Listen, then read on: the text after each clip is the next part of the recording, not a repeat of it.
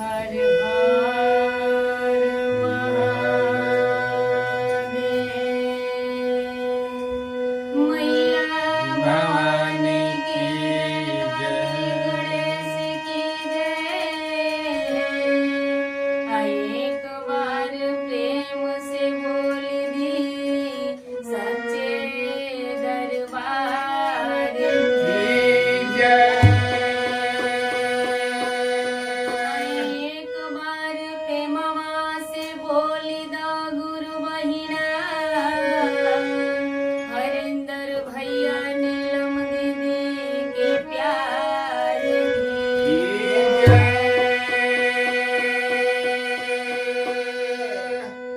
तो बैल चढ़ी शिव शंकर जी मिले, बैल चढ़ी शिव शंकर जी मिले कि गरुड़ा चढ़ल भगवान।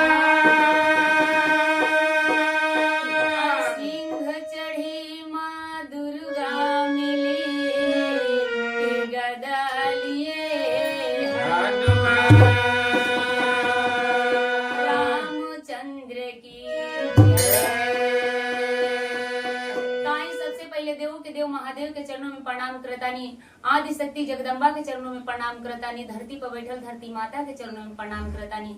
यूट्यूब के माध्यम से जितना गुरु भैया गुरु बहना हमारे वीडियो के देखा तानी सबके पैर छू के प्रणाम करतानी। असही हमरा रंभा सी चर्चा गीत चैनल के दुलार प्यार देत रही और गीत अच्छा लगे तो कमेंट में हर हर महादेव जरूर लिखाओ। एगो शिष्या के भाव लागल, शिष्या बड़ा प्रेम से भगवान के अपना द्वारा पर बुलौली, लेकिन भगवान अपन बैल लेके आइल बानी। शिष्या से कहत नहीं कि हम तो बैल लेके आइल बानी, अब जा तू बैल के बांधा। लेकिन शिष्या देखी का कहत रे, भगवान के बैल बड़ा मरखाह बा। भगवान से कहत रे